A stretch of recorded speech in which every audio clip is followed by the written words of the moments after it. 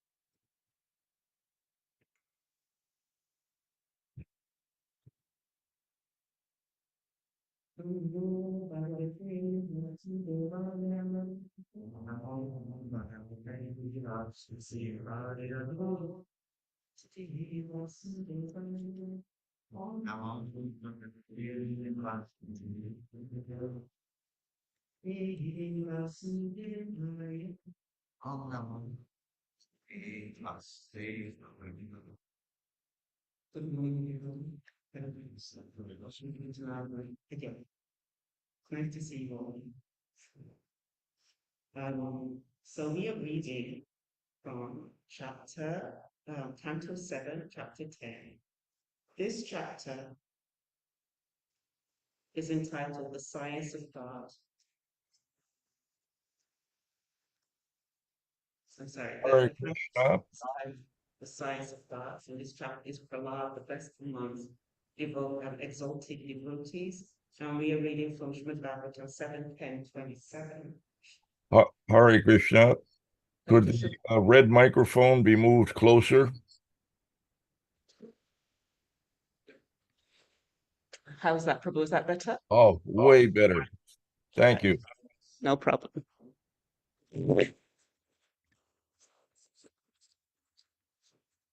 Okay.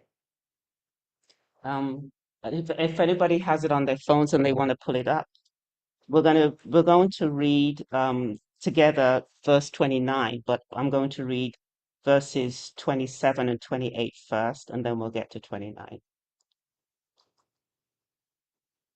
Yo solabhata varomato nayatyo mama shristibi tapo yoga balo nadha samasta nigamam aham.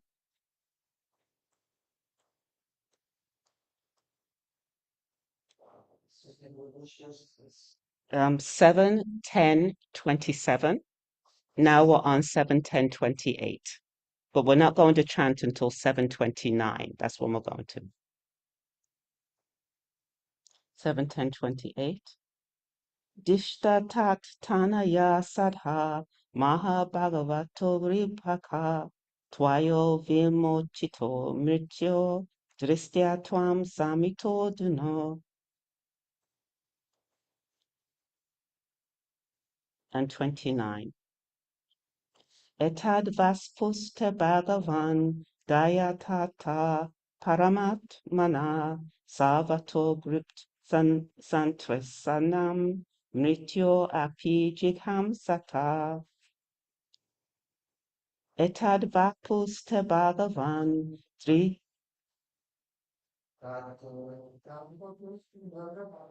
dritayata paramatmana savato gript santrasam mitro api jigham sata. Etad vaspasta bhagavan Dayanacha Paramatmana Savato Gripta Santrasyam Mitrayo Apijekam Asata. Would anyone else like to try it out? It,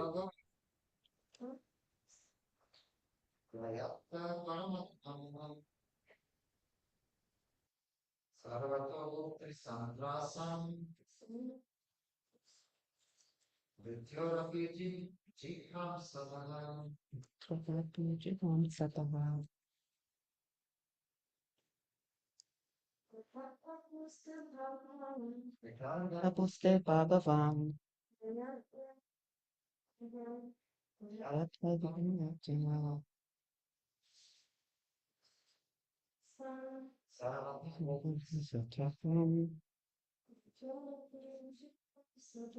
Vitor api jikam sata. Anyone online? Etad te Bhagavan Etad Nyayata Param Dhyayata Paramatmanaha Salvata paramatmanaha. Sarvato Gopra Santrasan Sarvato gopa santrasam. Mirtyor Api Jigam Sataha. Mrita api jigam sataha. Okay, word for word translation. Etat, this, vapor, body, te, your, Bhagavan, O Supreme Personality of Godhead, Dayatata, those who meditate upon, Paramam Atmanha, of the Supreme Person, Salvata, from everywhere, Goptra, the protector, Santrasa, from all kinds of fear, Miro Aki, even from fear of death, Jikham Sataha, if one is envied by an enemy. Translation and purport by His Divine Grace A.C. Bhaktivedanta Swami Srila Prabhupada. Translation, my dear Lord. Oh, actually, what I wanted to do, it's going to be a little bit awkward, but I wanted to go back to the other verses and then come to this verse so that there's a little bit of context. This is important. Yeah, so starting at text 27, let's read the translations. This demon, Hiranyakashipu, received from me the benediction that he would not be killed by any living being within my creation. With this assurance and with strength derived from austerities and mystic power, he became excessively proud and transgressed all the Vedic injunctions. By great fortune, Hiranyakashipu's son, Prahlad Maharaj, has now been released from death.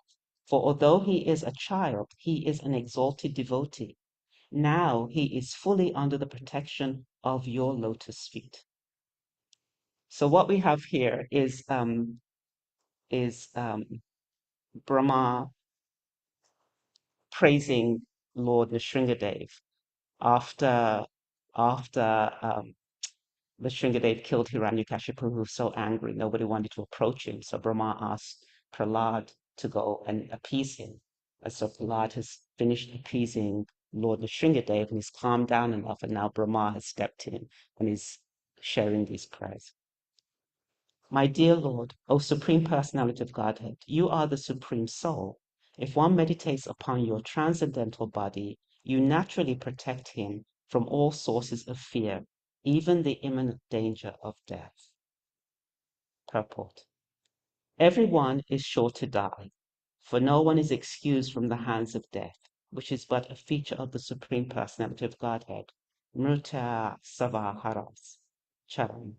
When one becomes a devotee, however, he is not destined to die according to a limited duration of life.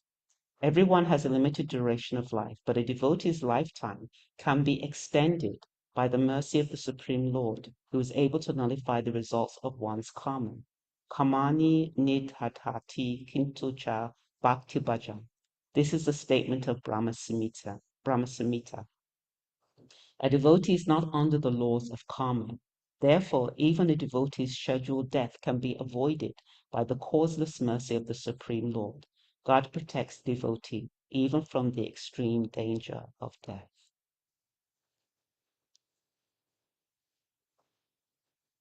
Om Meganam Tamarandasya Janajaya Chaksho Om Meditanyana Tasmai Shri Gurave Namaha Shri Chaitanya Mahavistu Sampitami Bhutala Swayam Rupa Kadamayan Bhadantam Prantika Nama Om Vishnu Padaya Krishna Prashtaya Bhutale Shmati Bhakti Tirtha Swami Iti Namini Namaste, Krishnadaya, Prabhupada, Aristopane, Shri Gaura Karuna Shakti Bhakti Titinamine. Nama Om Vishnu Padaya, Krishna Vishtaya, Bhutale, Shrimati Bhakti Vedanta Swami Tinamine. Namaste, Saraswati Deva Gauravani Pshani, Vivishesha Shundavadi Pashta Tashatarani. Jai Shri Krishna Chaitanya, Prabhu Nityananda, Shri Advaita Gadadhar Shri Gaura Bhakta Hare Krishna, Krishna Krishna, Hare Hare, Hare Rama, Rama Rama, Hare Hare. Hare Krishna, Krishna Krishna, Hare Hare, Hare Rama, Rama Rama, Hare Hare. Hare Krishna, Krishna Krishna, Hare Hare, Hare Rama, Rama Rama, Hare Hare. Jai. So the translation once again.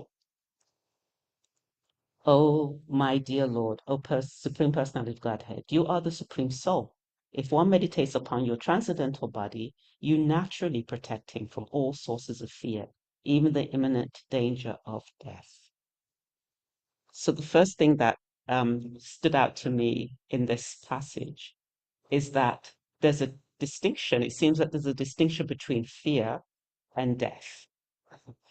Usually we conflate the two things. We're mostly fearful of dying, right? But here it says that you protected from all sources of fear, even the imminent danger of death, which reminds me of the verse in the Bhagavad Gita, I think it's 240, when Krishna says, in this endeavor, there is no loss or diminution, a little advantage on this path um, can protect one from the most dangerous type of fear. And Srila Prabhupada has explained so many times that what is this fear? What is the most dangerous fear that we should be fearful of? I'm just going to throw it out there. What is it? Actually, almost not necessarily staying in the material world. There's something even more fearful than that.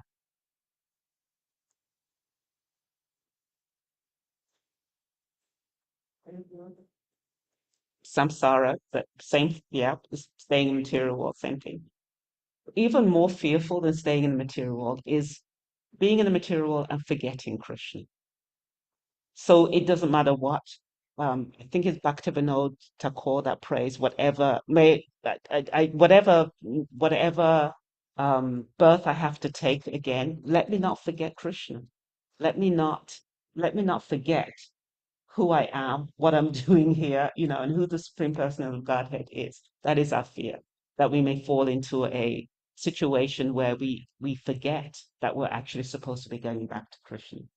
So death is going to come anyway. The death of this material body is a sure thing. As sure as being born, we are sure to die. Nobody gets off this planet alive, which is an interesting thing to think about, right? Since we spend so much time grasping the things of this life. Even in the Bible, it says, Jesus says, why are you storing up all of these treasures on this planet, on this earth? You're not going to be able to take any of it with you. So better to store up your treasures in heaven than store the treasures up on the earth.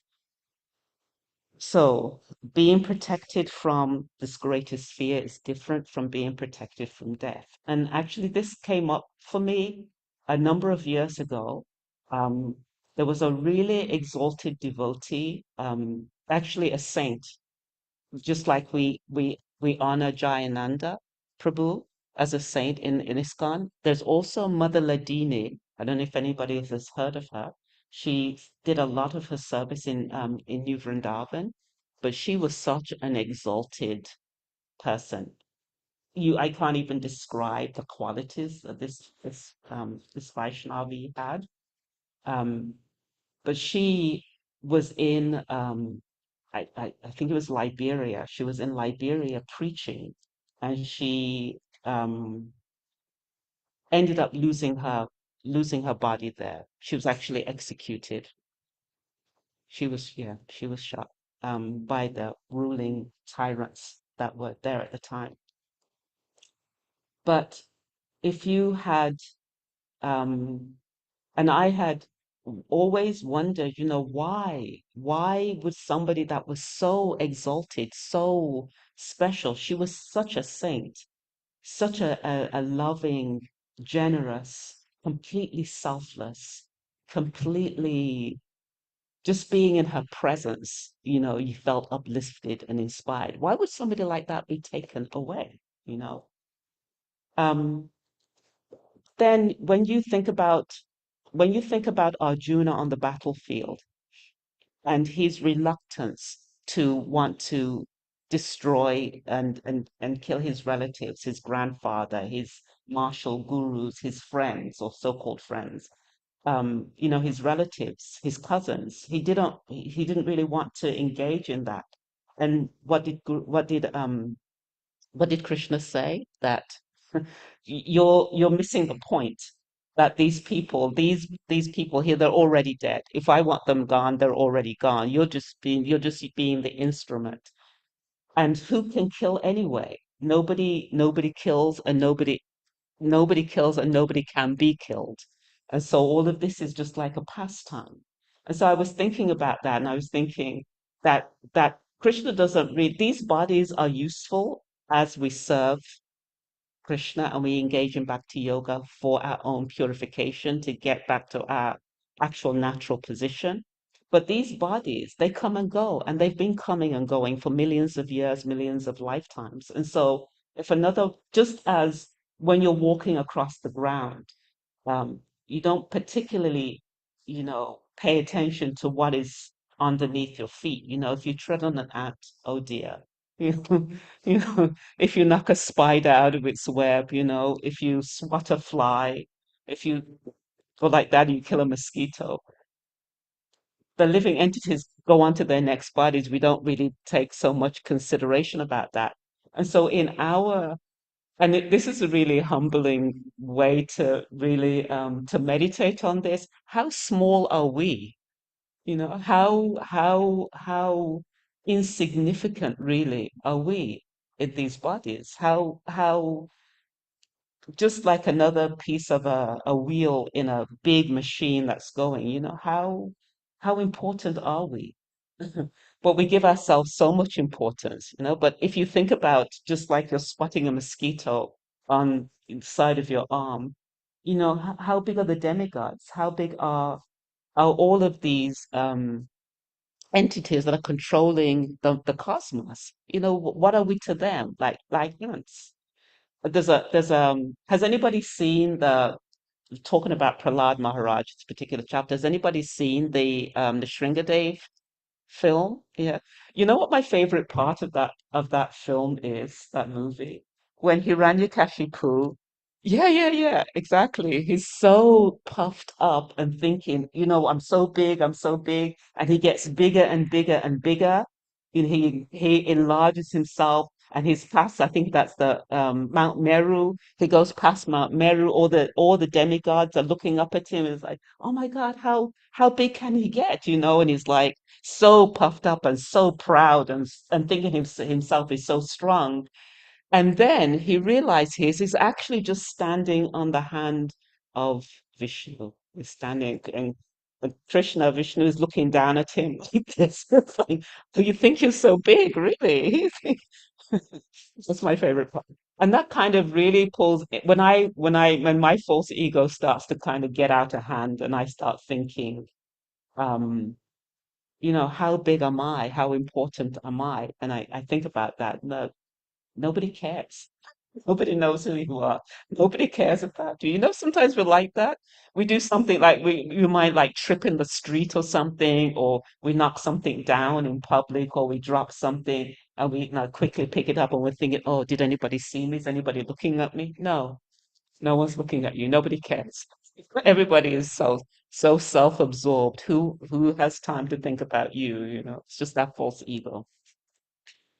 So I was thinking with this particular verse, okay, so this fear of forgetting Krishna, that is our greatest fear, and then this fear of death, even though we don't die, even though we can't die, we're eternal beings. These two things here. So what is it um what is it then that we are to be focused on in with this particular verse? My thoughts were focused on, okay, so we're not to be fearful of the of we should be fearful of forgetting Krishna, yes. And we shouldn't be fearful of really dying because Krishna is protecting us, just as Krishna has protected Prahlad Maharaj. And this is such a really nice thing to meditate on, in that and these pastimes are chosen for, just think about it. There are Bhagavatams all over the universe, right? Every planet has their own sets of Bhagavatams and whole sets of stories. Krishna's pastimes are unlimited. Unlimited means that they're unlimited, that there are so many that we don't know of. We have no idea about all of these different pastimes and all of these different um, um, forms that Krishna takes to engage in all of these pastimes. Um, so these pastimes that have been chosen for this particular planet, for this particular era that we're in, these eras that we're in, are significant and for us to be able to learn from. And so this particular pastime of Prahlad being constantly harassed by his own father, you know, and then always emerging victorious through all of these challenges. What can we learn from this? There's so many different things, so many different layers, as with all pastimes. There are so many different layers that we can learn. But even from the most initial layer, that Krishna will protect us. If we are completely absorbed in him, Krishna will protect us. And whether he protects your body or not, that's a whole nother thing, but Krishna will always protect us as souls, right? And even if we're experiencing this challenges, even from our own relatives, I mean, how much closer can you get, to be harassed by your own father, or harassed by, by somebody that is supposed to be loving and protecting you, and you're getting harassed from that? How much of a challenge is that to to stay focused on your service, to stay focused on the ultimate goal of serving Krishna, serving your Guru, serving Krishna, getting out of this material world, right? So all of these lessons can be found in this pastime. There's so many more with Prahlad Maharaj. Um,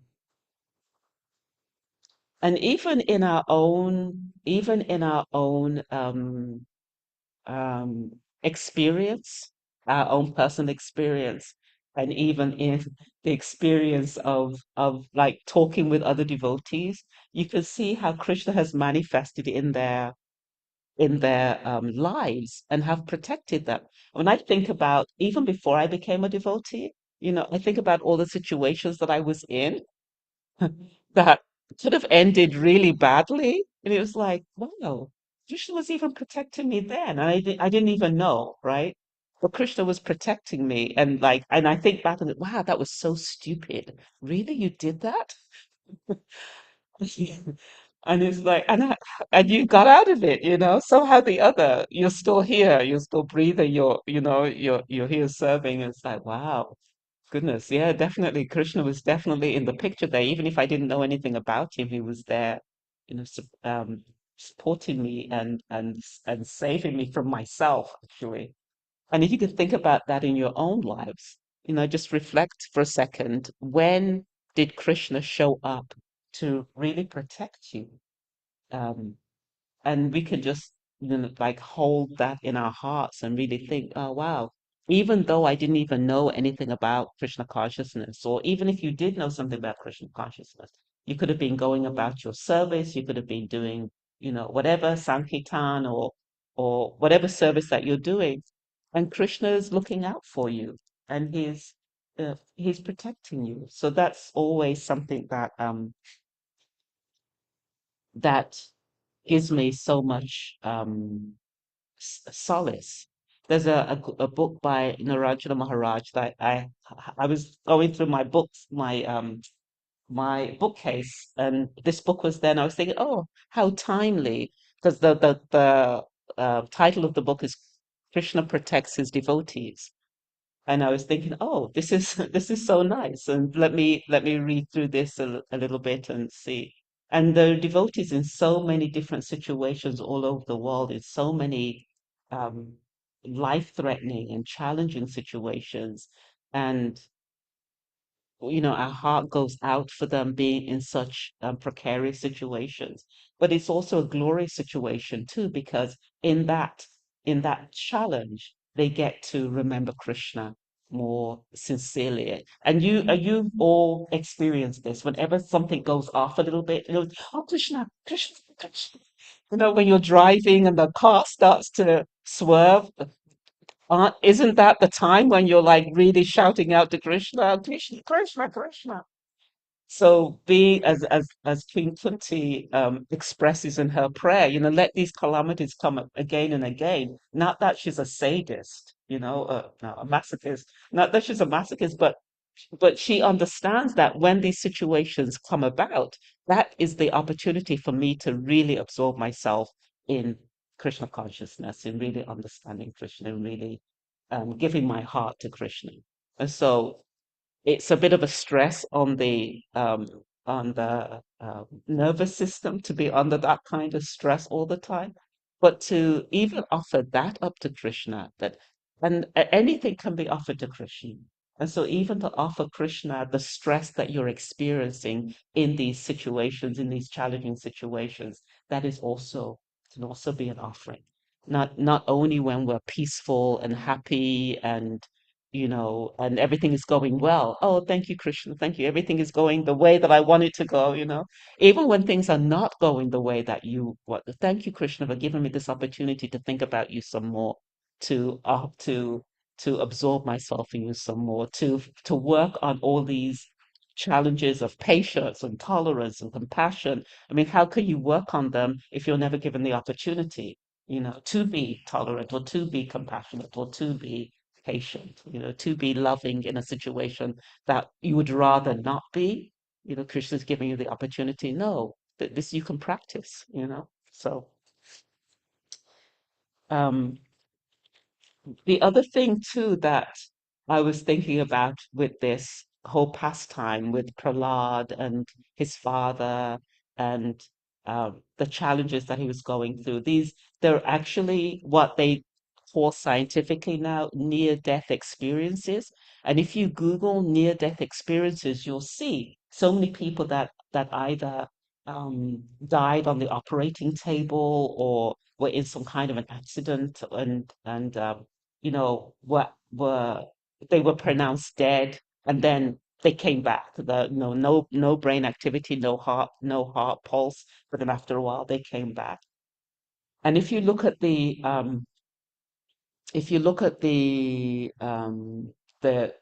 the stories that they share about that, you'll see that there's a light, and they go towards the light, and they're told not to go to there. They come back, and all of these, or they can see what's happening with their body because they're floating above it or whatever. So many near-death experiences. But the thing that that it stands out from all of these is that when they come back, what happens is that they are freed from so many of the things that they thought were important, and they realize I've been ex, eh, eh, putting so much energy into all these areas in my life, but they're actually not important. The things that are really important, I haven't really been putting so much attention to that. So let me do that now.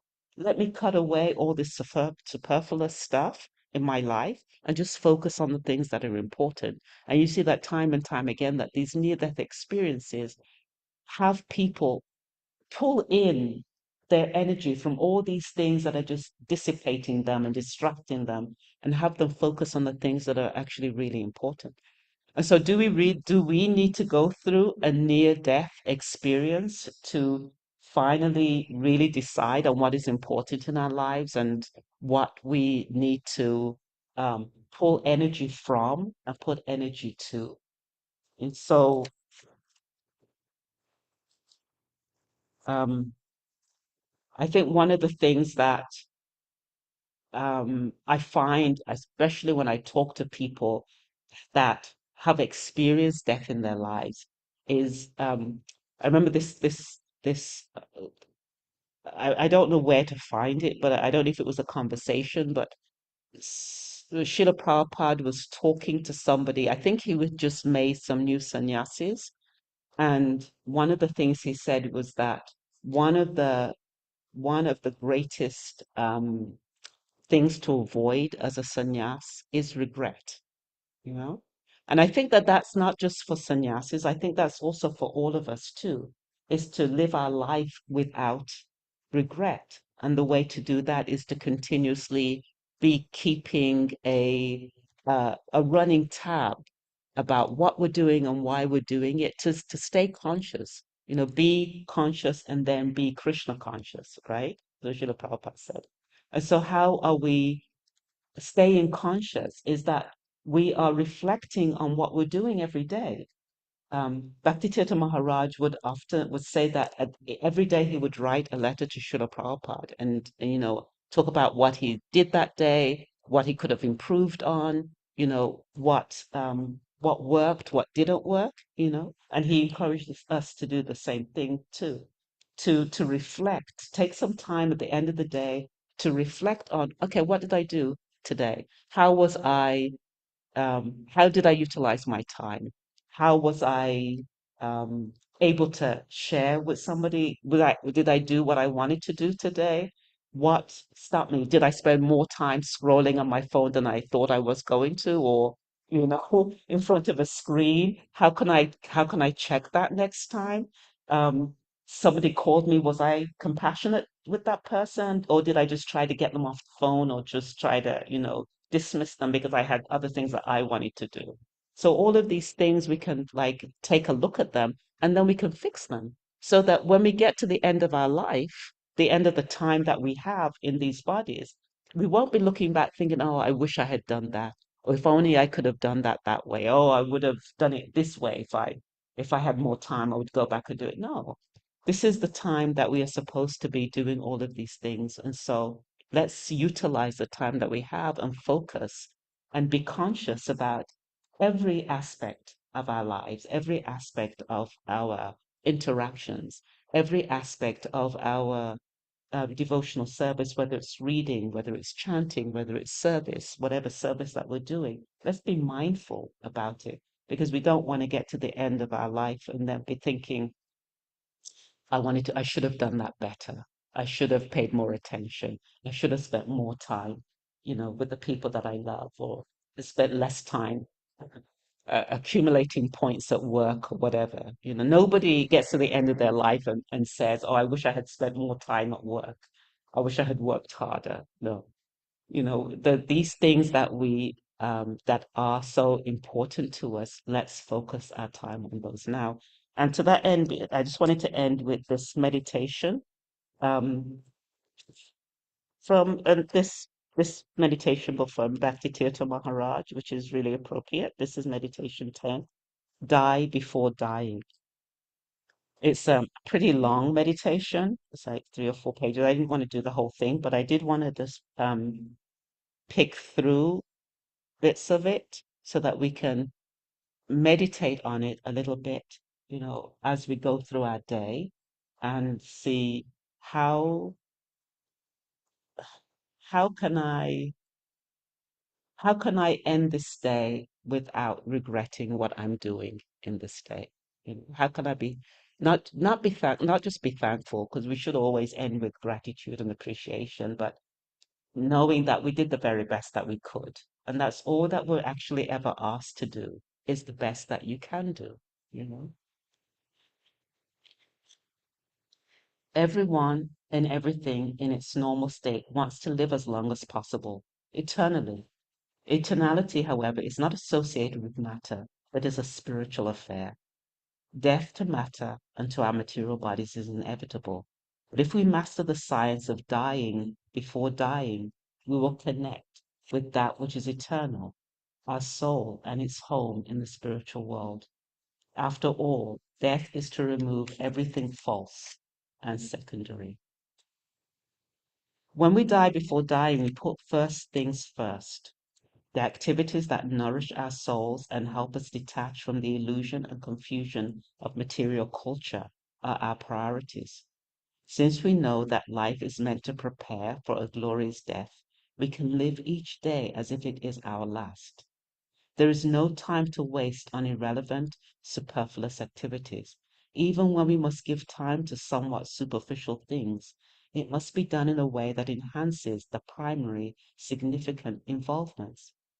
If we live with proper preparation and detachment, we will master the science of dying before dying, connect with the soul and its home, the spiritual world. After all, death is to remove everything false and secondary. People have cheated, disappointed, lied to, and manipulated, and even abused us. When we reflect on such experience, it is as if we relive it again. Such experiences have shaped us in various ways. Many of these abusers and cheaters have traumatized us. In some cases, they have scarred us for life. The normal position is for the hurt or abused to seek revenge and severely punish the offender. It is easy to do, but will not fully resolve the problem. What is important is to address such problems with forgiveness. If we live with proper preparation and detachment, we will master the science of dying before dying to connect with the soul and its home, the spiritual world. After all, death is to remove everything false and secondary. Quality association is most important. Where there is quality association, we are always learning something or teaching something. Such association is based on being with those who are also determined to end the cycle of birth, disease, old age, and death. With quality association, we understand that just as there is life, there is death. We act with the knowledge that life is for self-realization, that death, which is inevitable for matter and the material body, is not associated with the soul. We must die to live. That comes as we accept the inevitability of destruction and elimination of all matter. We can then honor the deaths that have happened and those that are manifesting, knowing that they can prepare the way for eternal life. The true spiritualist profoundly appreciates my mother's statement, "Give me my flowers while I can see them." Once the body is gone, the soul departs for its new encounter. Therefore, it is important to say and do whatever is best for everyone now. Where we have made offenses, we must stop and ask for forgiveness now.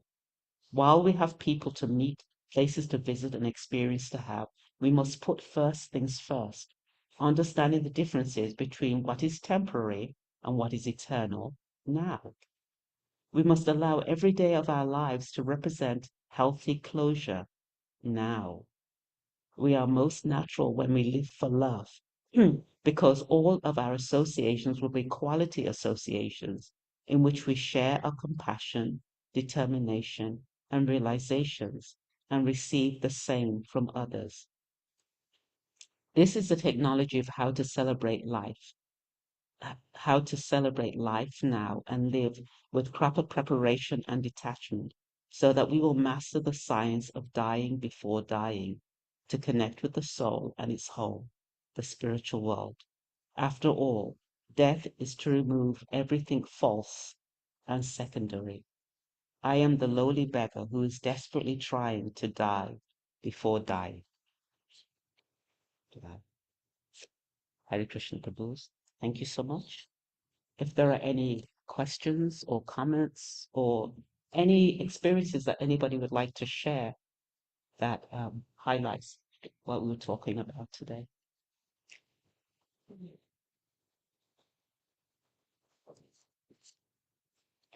Um, do you want to use the microphone for this? With I would say issue to what you said about this technology that Gita Maharaj suggested us to use to appreciate and to um, analyze the day we lived through.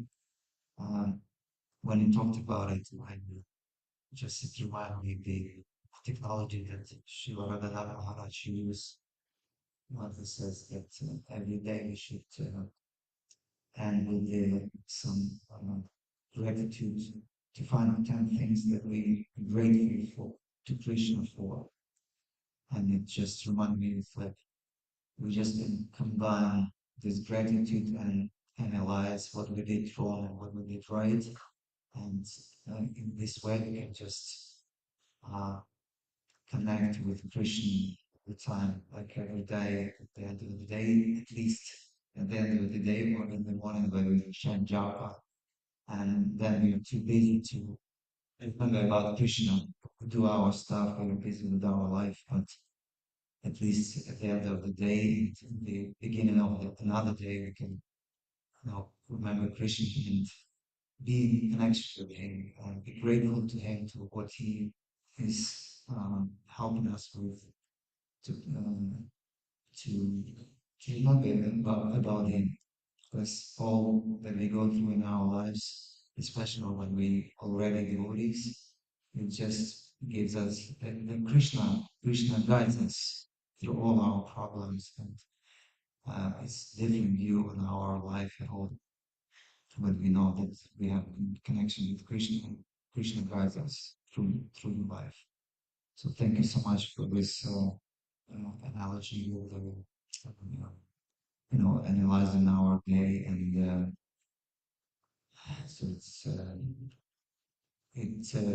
it brings more conscious attitude to our life and what we do in our life. Thank you so much. Yeah, Hare Krishna. Hare Krishna, Mataji. Jai. Thank you very much for your heart and the knowledge and the Harrison sharing with us. Before I question about this wonderful thing you teach today, the experience of this, and basically separating from this body in this life. So if people are feeling and basically they don't have other knowledge than this body. So what you could think, what is the best technology or the best option to kind of experience that? So they can kind of jump to this next step, because we experience and everything through our body. This is like our cosmic shadow. We experience everything. And is it wonderful or not that some people are raised maybe that they have this test experience during their life and then their life is totally changed. But if some people are, let's say, experiencing regular life, but they still go in the same direction as the old people. So what would be the good line of maybe practices for techniques to encourage? Okay, so if I understand you correctly, are you asking that like regular people how to help them understand that they are going to experience the sleep in their bodies, you know? Yeah. Yeah.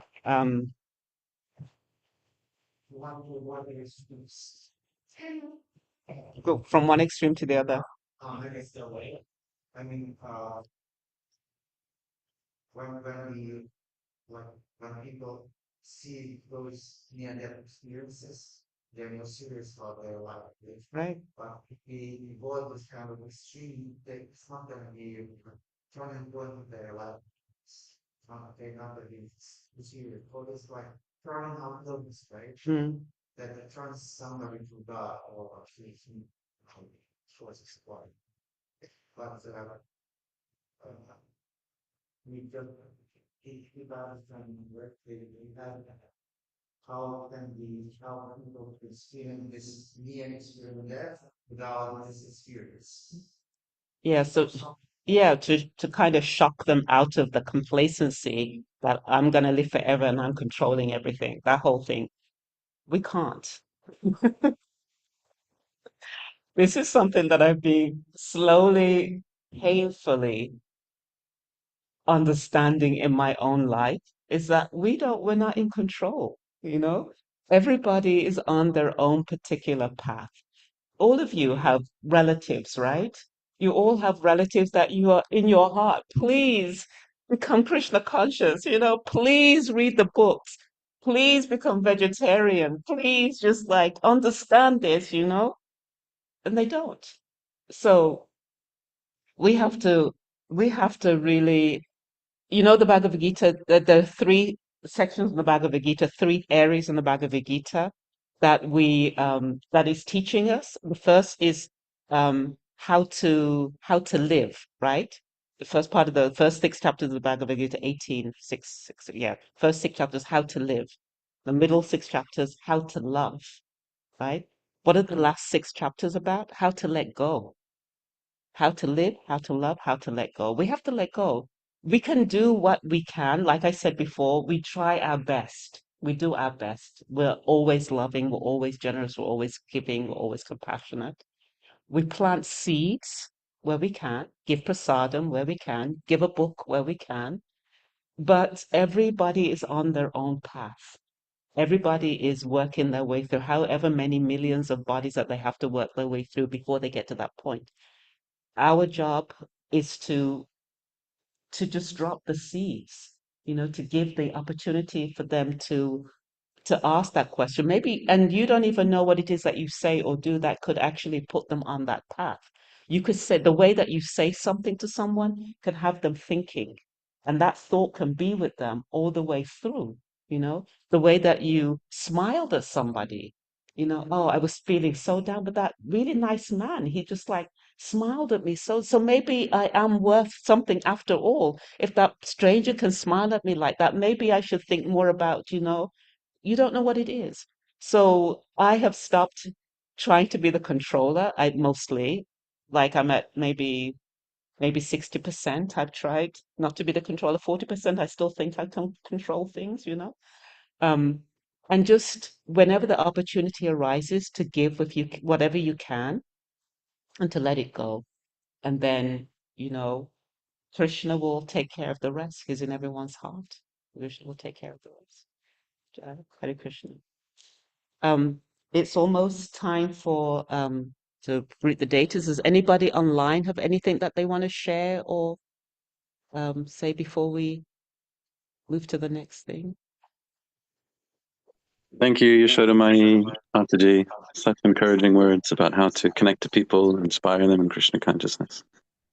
I love your great examples. Hare Krishna. Hare Krishna, Prabhu. Thank you for being here. Appreciate you. Okay, if there are no more questions, thank you all very much.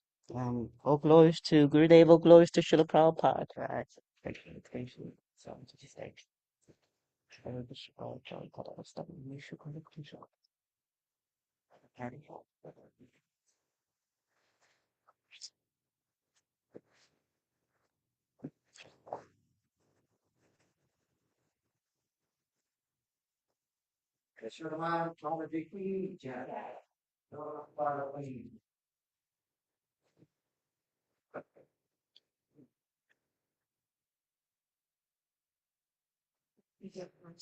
Krishna, Prabhu.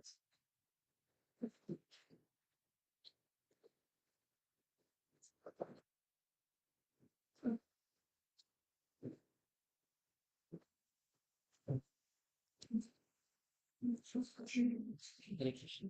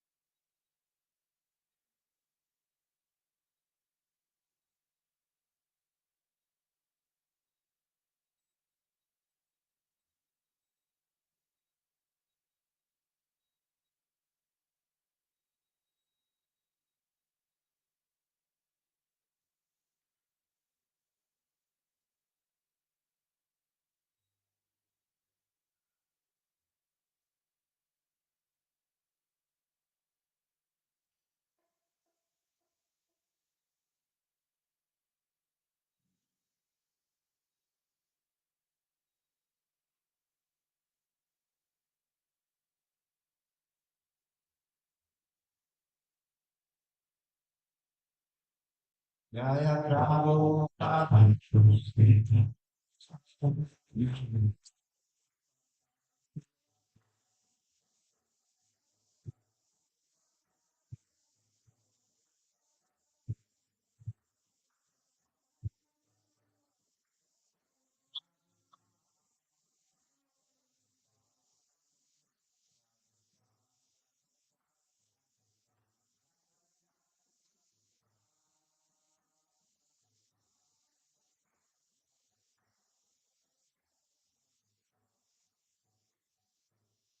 Viguru Charana Padma Devamati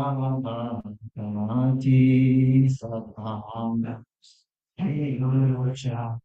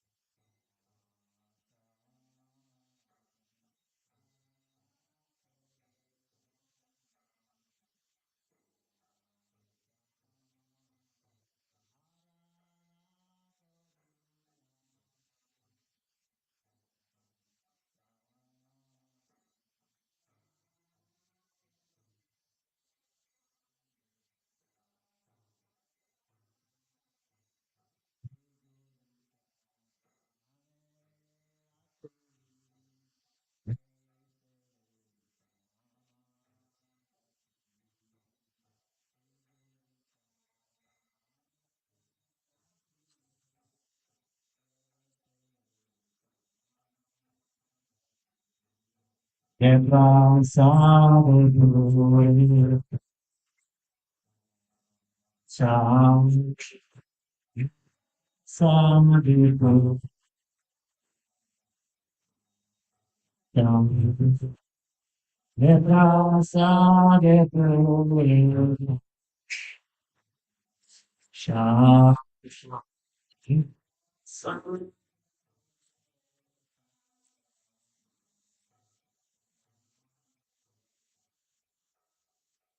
Pakundam Divati Kanya Jangan Sadam Chakundam Divati Kanya Pakundam Divati Kanya Jangan Sadam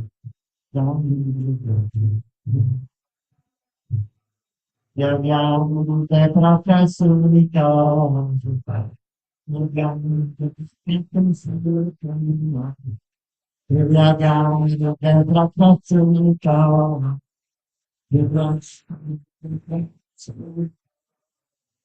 Brahma Bhakti Bhakti Nindandi Sadhaka Brahma Bhakti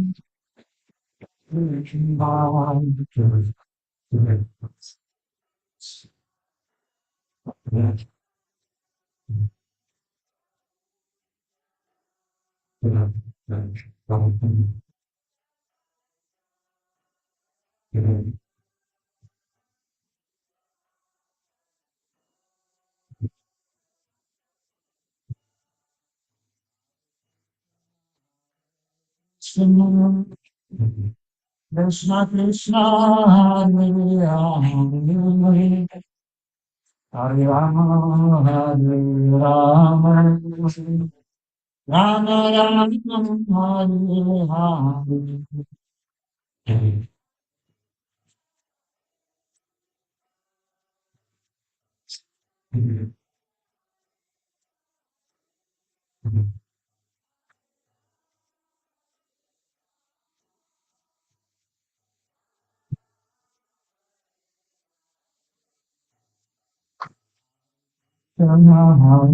Krishna Krishna Krishna Hare Hare Hare Rama Hare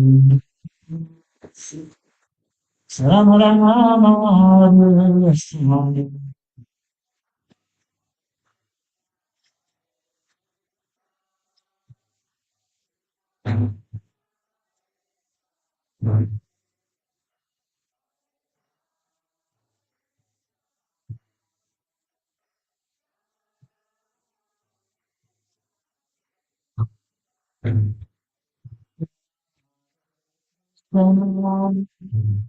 Krishna Krishna Hare Hare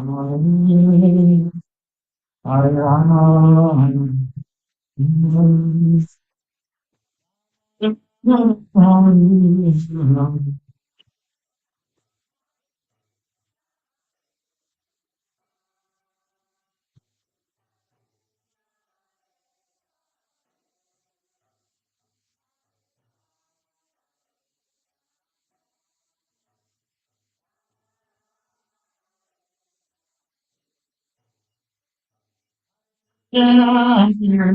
Krishna Krishna Krishna Hare Hare Hare Rama Rama Rama Hare Krishna Rama Rama Hare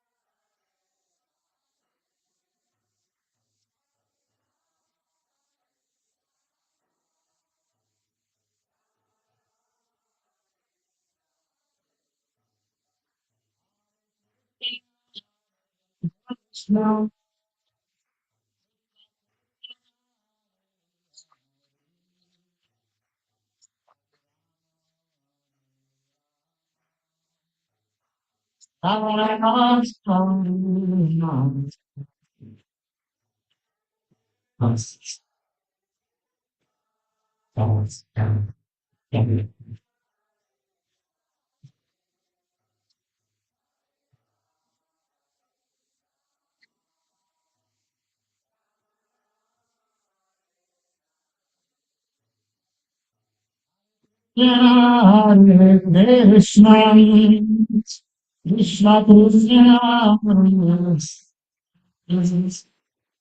Hare Rama Hare Rama Rama Hare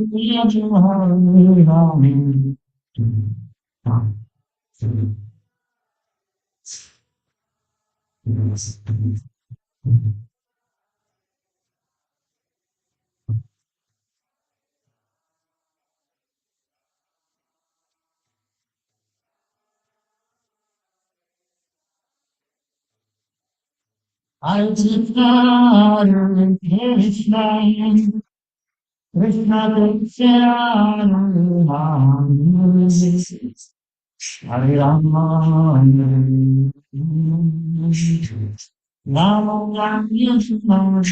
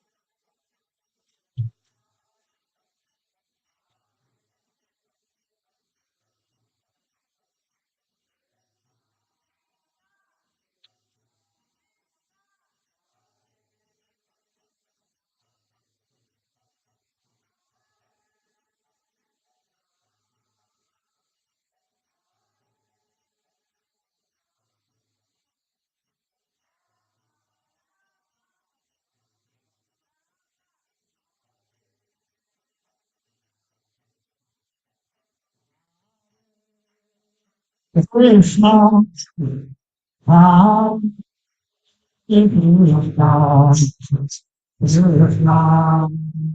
Jai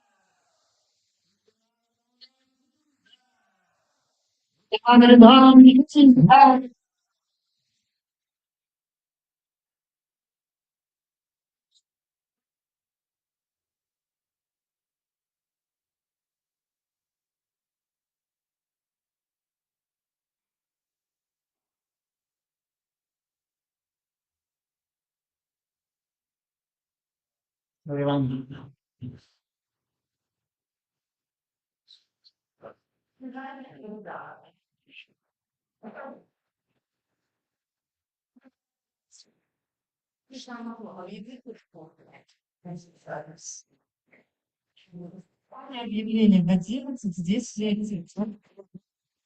Обед в 9. Сейчас, то есть кто-то хочет, может быть, сбегать на йогу. Она чуть-чуть задержится.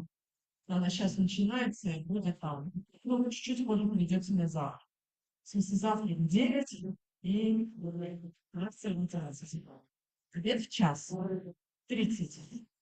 Ну, в расписании написано. Не в час, но в час снимать. В час это. И в 4 потом мы с вами едем до Бхактисидхи Махараджа с детками. Детки остаются. Мы отсюда выезжали, это буквально 5 минут, то есть наверное, там все машины. Вот адрес есть в расписании, можете сами поехать там. Вот, и потом эту машину найдите, зачем поехать. Деток мы с собой не берем, подростков берем, деток не берем, с детками мамы, маленькие детки, которые не лагерного возраста, но мамочка придется остаться с ними. Лагерный возраст будет в лагере для деток. Все, спасибо большое.